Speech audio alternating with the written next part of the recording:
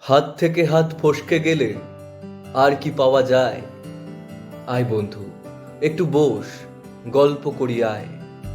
বলি তোকে কি কি হলো, কেমন ভাবে বাঁচি। মনের রোগের ওষুধ খেয়ে এই তো দিব্যি আছি। ভালোবাসা সর্বনাশা বলেছিল লোকে, বুঝিনি তখন, এখন বুঝেছি দেখে নিজের চোখে। চা খাবি তো?